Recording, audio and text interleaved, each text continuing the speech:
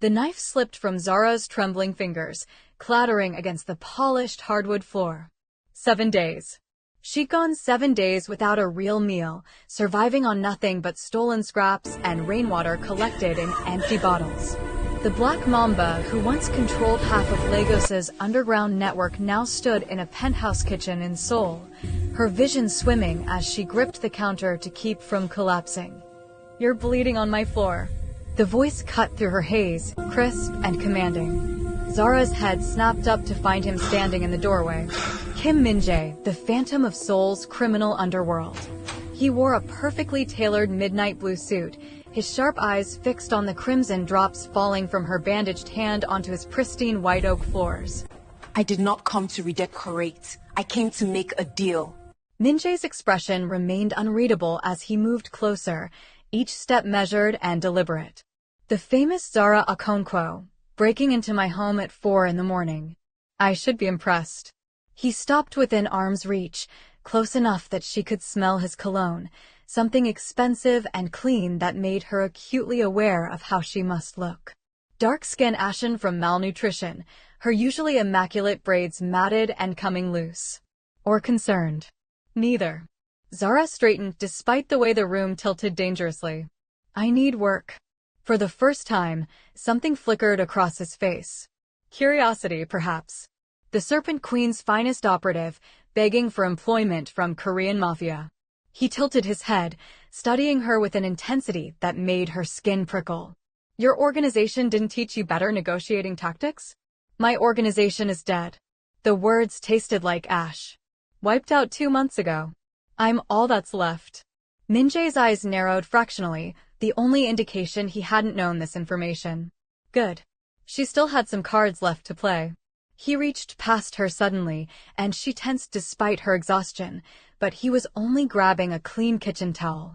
Without a word, he took her bleeding hand and wrapped it properly, his movements surprisingly gentle for a man with his reputation. "You broke into my home," he said quietly, his attention focused on her hand. "Disabled a security system that cost more than most people make in a year, bypassed 4 separate alarm triggers, and made it all the way to my kitchen without alerting a single one of my guards. Impressive for someone who's starving. I could have made it to your bedroom if I'd wanted." His eyes met hers then, and she saw the danger lurking behind that calm facade. "Deadly. Absolute. But you didn't." "Why?" "Because I don't want you dead. I want you to hire me." Min-jae released her hand and stepped back, studying her with that same unnerving intensity. "My organization doesn't typically recruit desperate operatives with nothing to lose." "Then you're missing out on the most dangerous kind." Zara forced herself to stand taller, to project the confidence that had once made men twice her size nervous. "People with nothing to lose don't hesitate.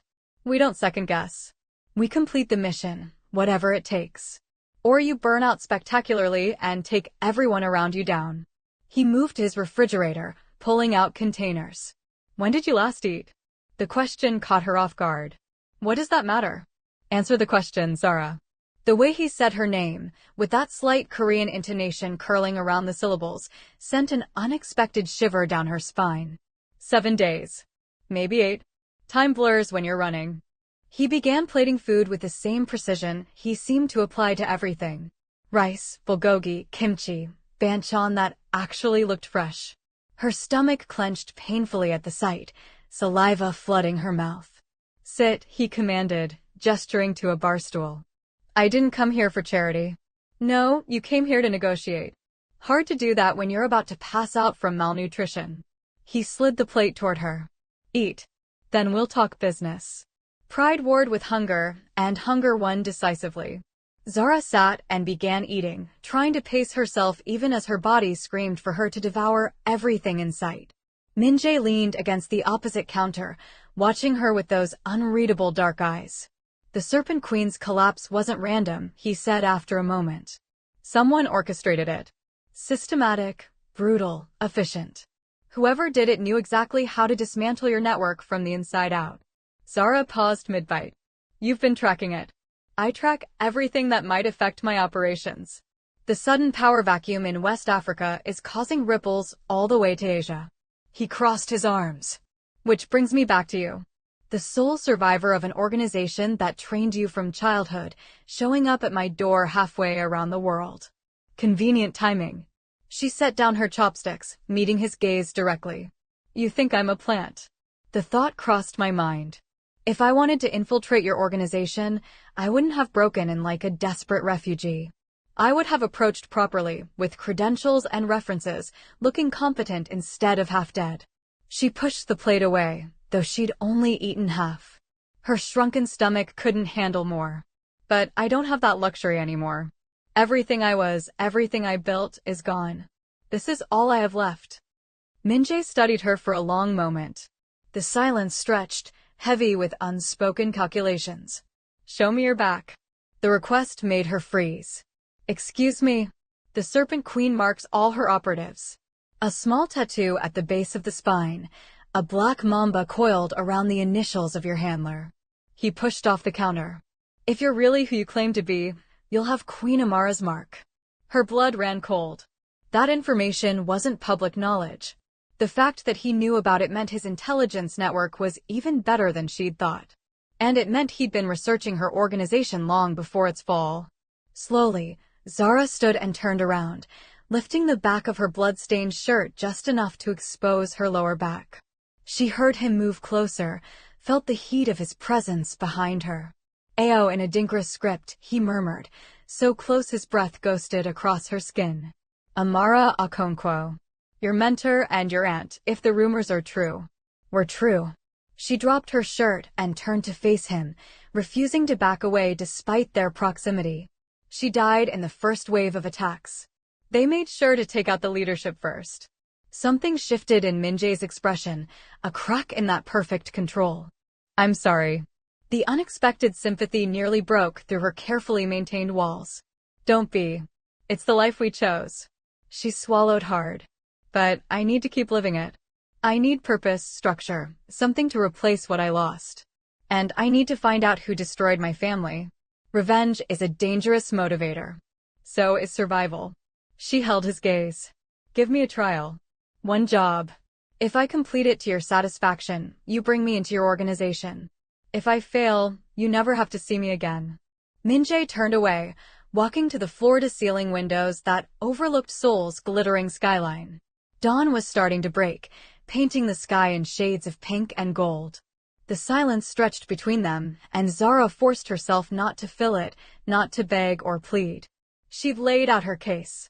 Now it was up to him. There's a man, he finally said, still looking out at the city. Choi Sang-min. He runs a trafficking operation out of Busan, specializes in bringing African women into Korea under false pretenses. He's been encroaching on territory my organization protects. You want him dead. I want him to disappear. Completely and quietly, in a way that sends a message to others who might consider similar ventures, but doesn't create a police investigation that brings heat down on my operations. He turned to face her. Can you do that?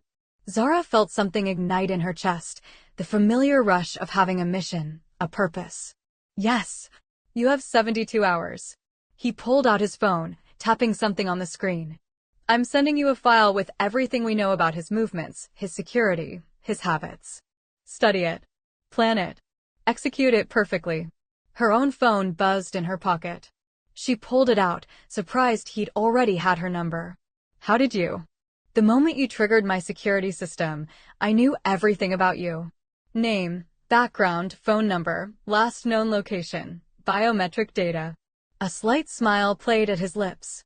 I wanted to see how you'd play it. And? You're either exactly what you claim to be, or the most committed operative I've ever encountered.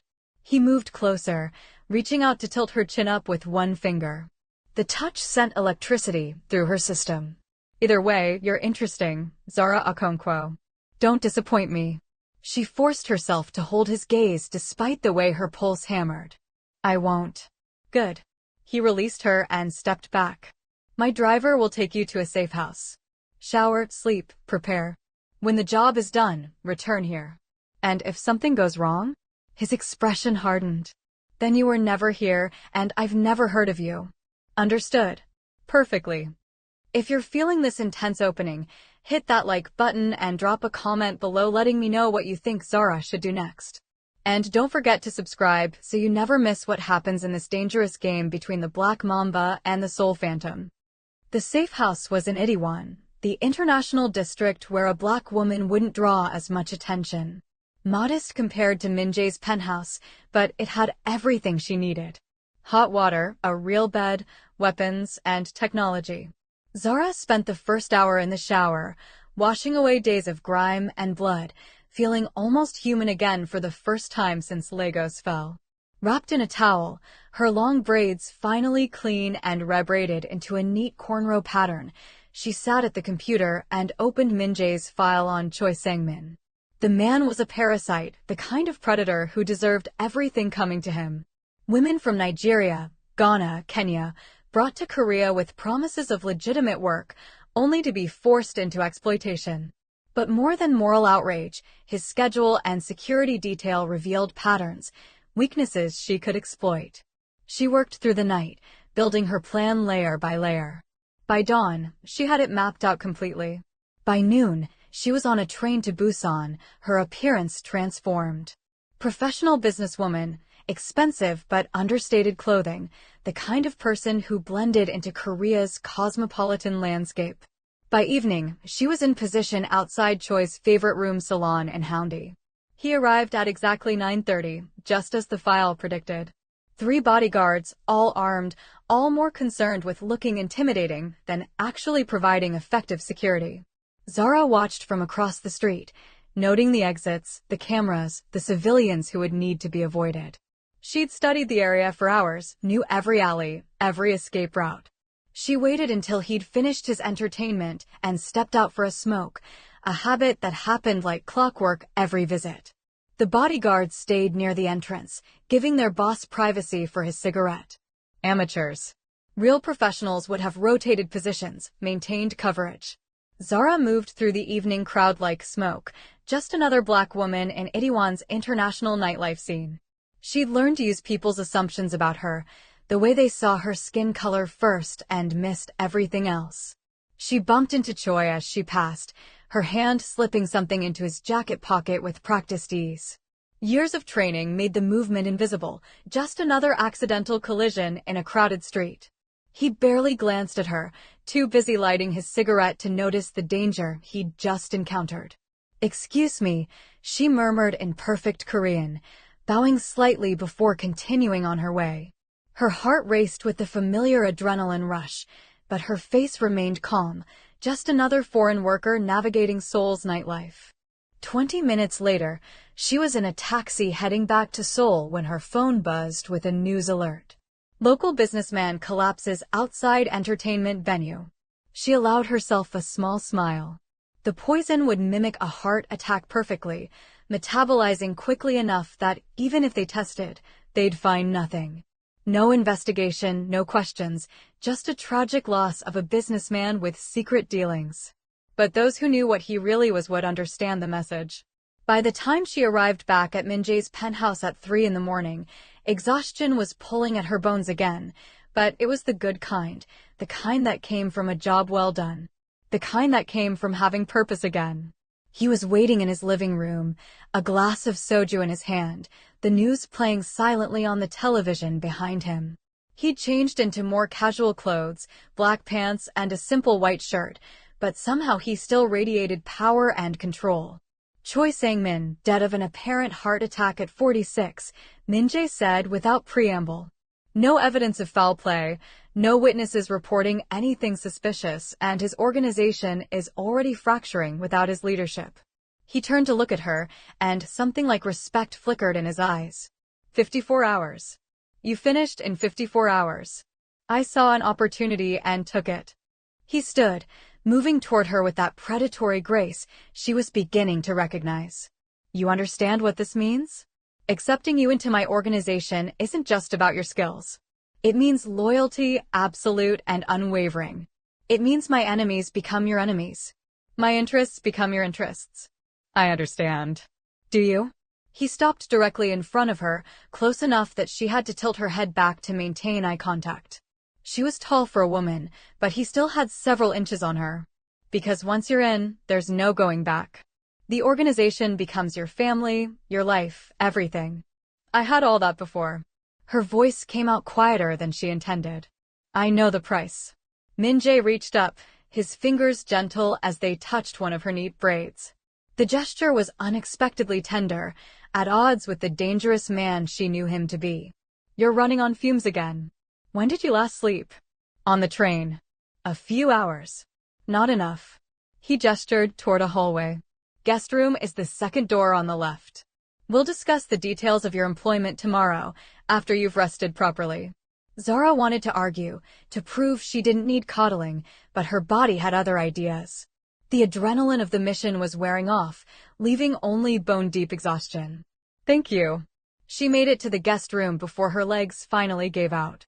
The bed was impossibly soft, luxury she hadn't experienced in months. She was asleep before her head fully hit the pillow, falling into dreamless unconsciousness. She woke to afternoon sunlight streaming through unfamiliar windows and the smell of something cooking. For a disorienting moment, she forgot where she was, her hand reaching automatically for the weapon that should have been under her pillow. Then memory returned, and with it, a relief she hadn't felt in months. She had a purpose again. A place to belong, even if only temporarily. Zara found Min-jae in the kitchen again, this time actually cooking. Eggs, rice, grilled mackerel, kimchi jjigae, the kind of meal that seemed absurdly domestic for a man who ran one of Asia's most powerful criminal organizations. The contrast was jarring and somehow endearing.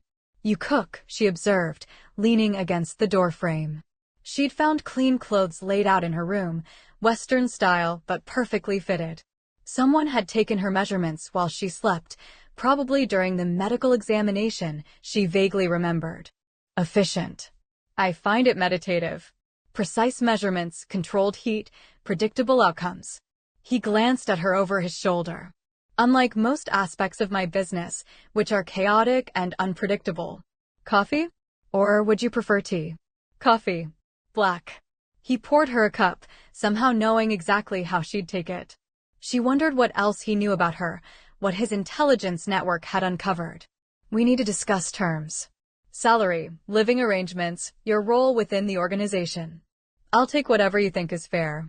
Don't do that. His voice sharpened, surprising her. Don't make yourself small or disposable. You have value, Zara. Acknowledge it. The rebuke startled her. In the Serpent Queen's organization, showing ambition was dangerous. You accepted what you were given and proved your worth through action, not words. In the Serpent Queen's organization, we didn't negotiate. We accepted what we were given and proved our worth through action. You're not in the Serpent Queen's organization anymore. He plated the food and brought it to the table, gesturing for her to sit. You're in my organization now, and I don't want automatons who follow orders without question. I want operatives who think, who strategize, who bring their own expertise to the table. So tell me what you want. She sat, considering the question carefully. What did she want? Revenge, yes, but that was a goal, not a term of employment. Money mattered, but only as a means to an end. I want access to intelligence. Everything you know about who destroyed the Serpent Queen. I want resources to investigate, to track them down. And when you find them, I'll destroy them the same way they destroyed my family. Min-jae studied her across the table, his dark eyes assessing. Revenge is expensive. Dangerous. It could compromise my operations. Or it could eliminate a threat to you. Zara leaned forward, her food momentarily forgotten. Whoever took down the Serpent Queen that efficiently, that completely, they won't stop there.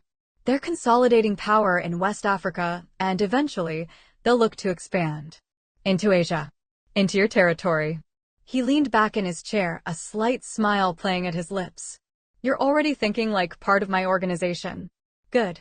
He took a sip of coffee, considering. I'll give you access to intelligence, but you clear any major moves with me first. I won't have you starting a war I'm not prepared to fight. Agreed. As for salary, you'll be compensated at the same level as my senior operatives. Housing, you can stay here. That made her pause, her coffee cup halfway to her lips. Here? In your penthouse. I have several properties. This is just one of them. But yes, I want you here, at least initially. He met her eyes with that intense gaze. I need to know I can trust you completely before I let you operate independently.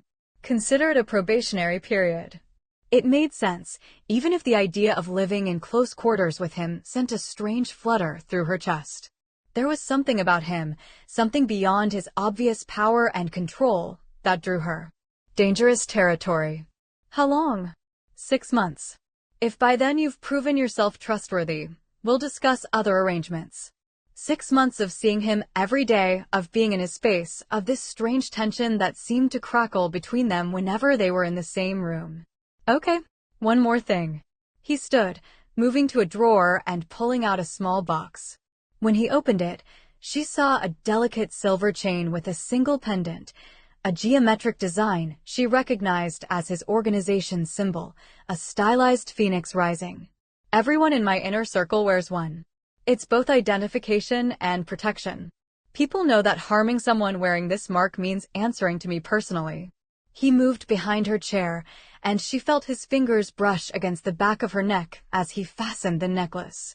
The touch lingered for a moment longer than necessary, his fingers warm against her skin, sending electricity down her spine. Welcome to the Kim organization, Zara Okonkwo. The first month passed in a blur of activity. Min-jae put her to work immediately, testing her skills and her loyalty with increasingly complex assignments. She eliminated threats to his operations, gathered intelligence on rival organizations, protected assets during vulnerable transactions. Each job was different, each one pushing her capabilities in new ways. But it was the quiet moments that caught her off guard. Mornings in the kitchen, sharing coffee and discussing strategy. The way Min-jae would ask her opinion on operations, genuinely listening to her analysis rather than just testing her. Late nights when they'd both return from their separate assignments and end up talking for hours about everything and nothing. She learned that he'd studied economics in the US, that he spoke 5 languages fluently, that he'd tried to leave this life once, but family obligations had pulled him back. And he learned about her. About growing up in Lagos, training under her aunt's watchful eye. About the pressure of being groomed for leadership, the weight of expectations. About the guilt she carried for surviving when so many others hadn't. Tell me about your aunt, he said one evening, both of them on his balcony watching Seoul's lights shimmer in the distance. The city was beautiful at night, a sea of neon and possibility. Zara hesitated. She didn't talk about Amara. It hurt too much. But something about Min-jae's steady presence made her want to share. She was fierce. Brilliant. She built the Serpent Queen from nothing, just her and a few loyal followers. They said it couldn't be done, that a woman couldn't control Lagos's underworld. She smiled sadly at the memory. She proved them all wrong. She sounds remarkable. She was. But she was also kind in her own way. She made sure families in our territory were protected, that children had access to education. She believed power came with responsibility. Zara took a sip of her wine. The underworld doesn't tell those stories about us. No, they don't. Min-jae refilled her glass. But they're important. They remind us why we do this work, who we're protecting. Why do you do this work? She turned the question back on him. You're educated, sophisticated, wealthy. You could have been anything. Family obligation. My father built the Kim organization from nothing, and when he died, I was the eldest son. The burden fell to me. He stared into his glass, swirling the dark liquid. But I've tried to be different than him. Cleaner operations, fewer civilian casualties, strategic growth instead of bloody expansion. It doesn't make us good people, but perhaps slightly less bad. Is that enough for you? His eyes met hers, and something passed between them, an understanding that went deeper than words. It has to be. We can't change what we are, Zara. We can only try to be the best version of it. They sat in companionable silence, and Zara realized with a start that she was comfortable. More than comfortable. She was happy. When had that happened? When had this dangerous man in his expensive penthouse become someone she looked forward to seeing? As if reading her thoughts, Min-jae spoke quietly. You smile more now. Did you notice? I have reasons to smile. I'm glad. He reached out, his fingers brushing against hers where they rested on the balcony railing. It was barely a touch, but it sent electricity through her entire body. You deserve reasons to smile. Zara's heart hammered in her chest. This was dangerous territory, mixing business with personal feelings. But looking into Min-jae's eyes, seeing the same awareness reflected back at her, she couldn't bring herself to pull away. Min-jae, she used his given name for the first time, and he inhaled sharply. Say it again. Min-jae. He leaned closer, his free hand coming up to cup her face. The gesture was unexpectedly tender. I've been trying not to do this. You work for me. The power dynamic is complicated. But Zara, I can't stop thinking about you. Then don't stop. The words came out breathless. I'm thinking about you too. The kiss was inevitable, explosive, everything she'd been denying she wanted for weeks. Min-jae kissed her like she was precious and dangerous all at once, his control cracking just enough to show the passion underneath. His hands were gentle but possessive, cradling her face like she might disappear. When they finally broke apart, both breathing hard, Zara rested her forehead against his. This is a bad idea.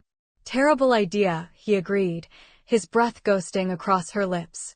We should maintain professional boundaries. Absolutely. Neither of them moved apart. If anything, Min-jae pulled her closer, his arms wrapping around her waist. Min-jae, Her phone buzzed urgently, shattering the moment. They both tensed, years of training taking over. Zara checked the message and her blood ran cold. It's one of my contacts. Someone's been asking questions about me in Lagos. Someone connected to whoever destroyed the Serpent Queen. Min-jae was instantly all business, the tender lover replaced by the calculating strategist. How much do they know? Enough to know I survived. Enough to track me here. She pulled up more messages, her stomach sinking with each one. They're coming, Min-jae. Whoever destroyed my organization, they're coming to finish the job. Let them come. His voice was cold, deadly. They want to find you? They'll have to go through me first. He pulled out his phone, making rapid calls in Korean.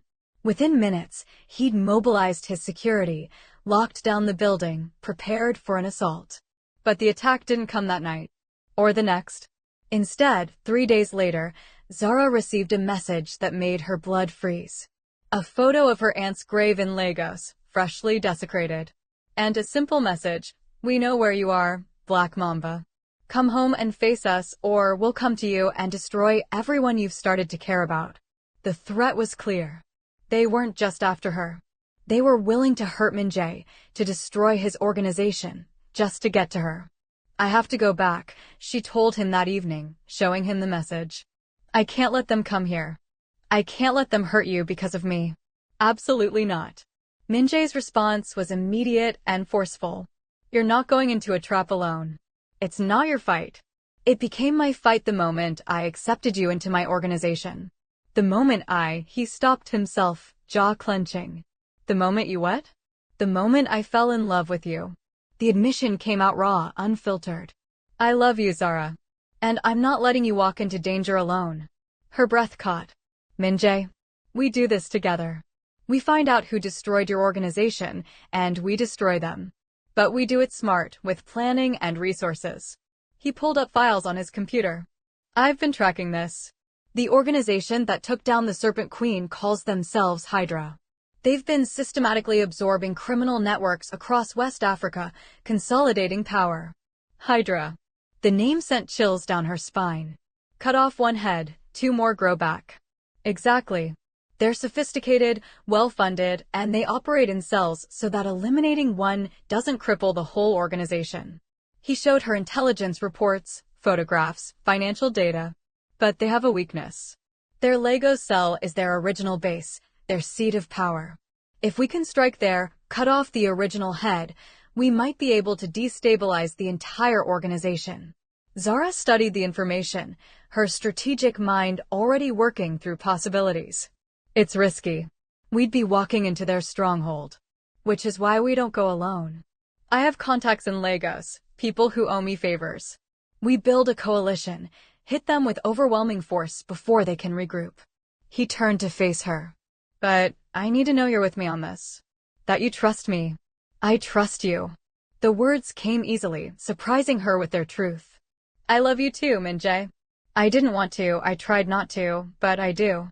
His expression softened, and he pulled her into his arms, holding her like she was something precious. Then we do this together. We go back to Lagos, we find whoever destroyed your family, and we make them pay.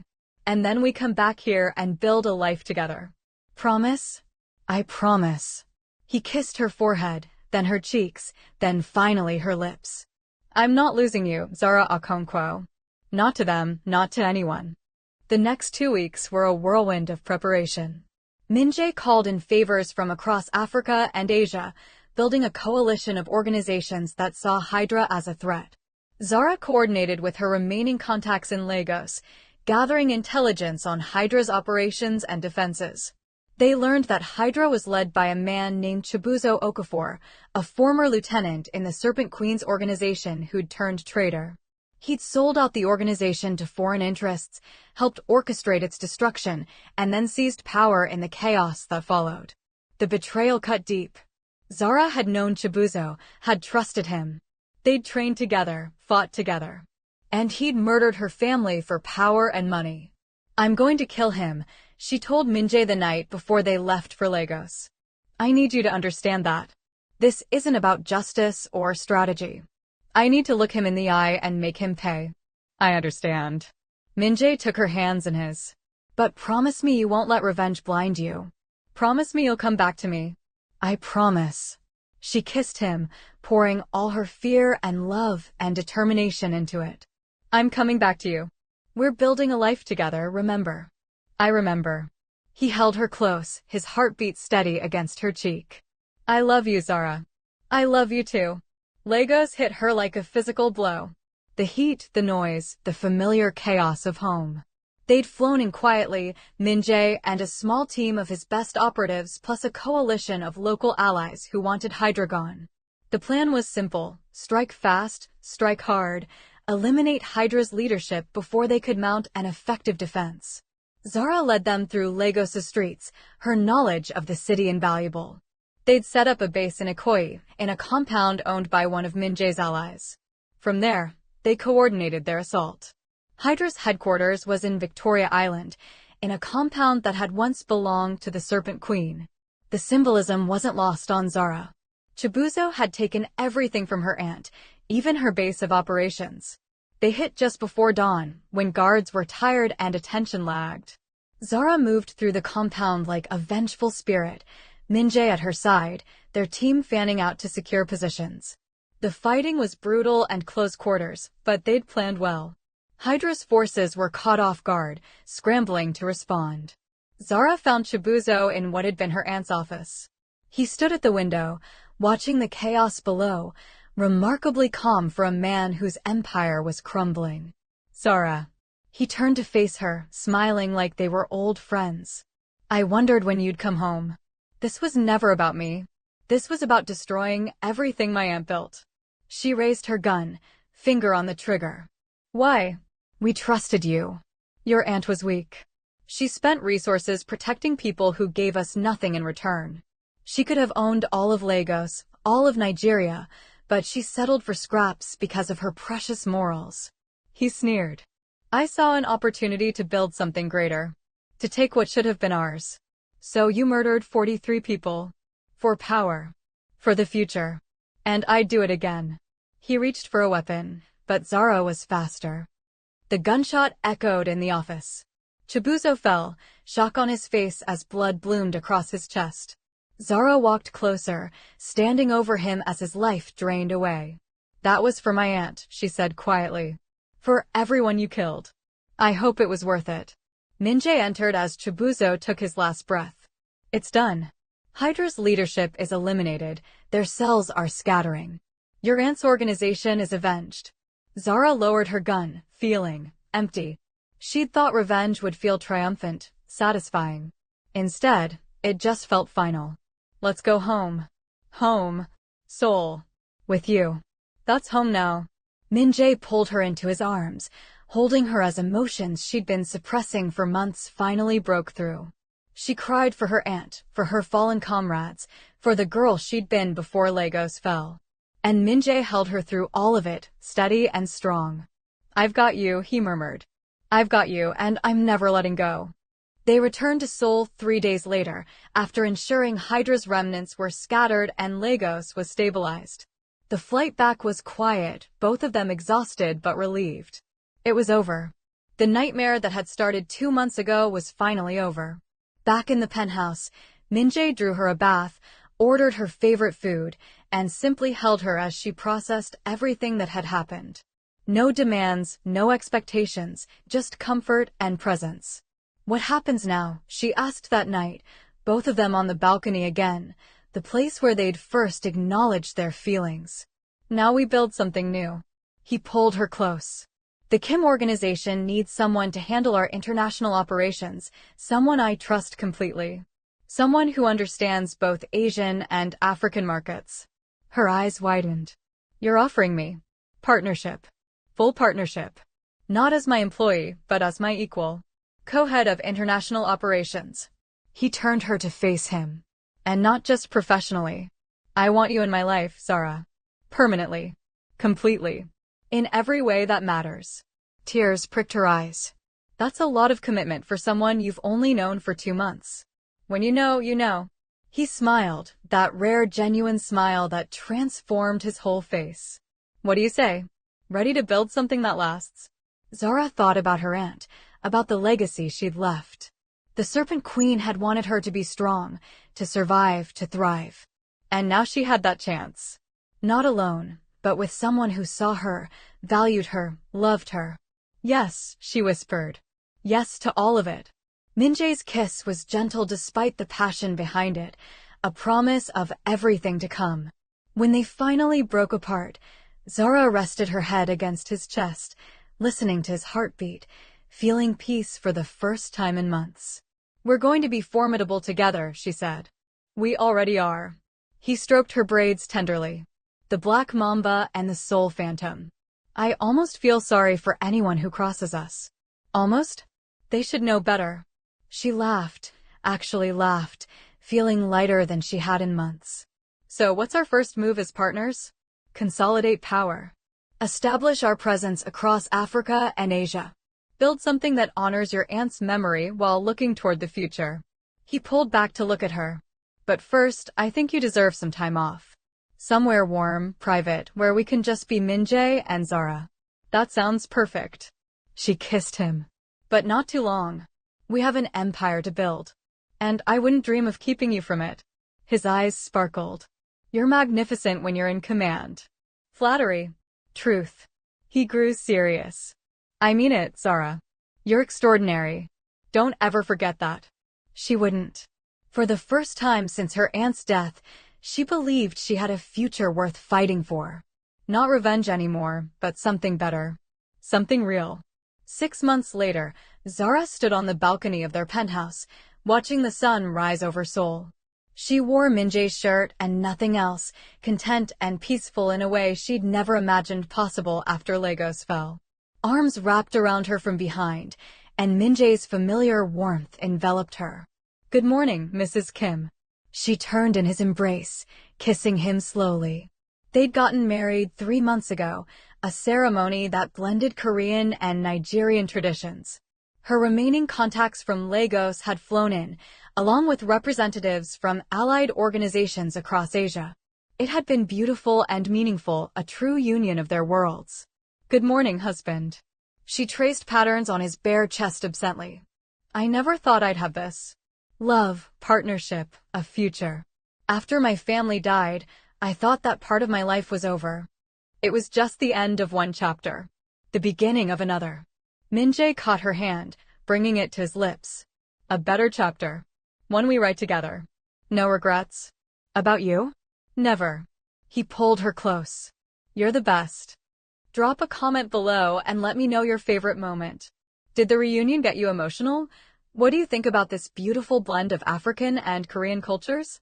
Let me know what you'd like to see in the next story. Maybe we follow Zara's journey when she grows up, or explore another couple from a different part of the world.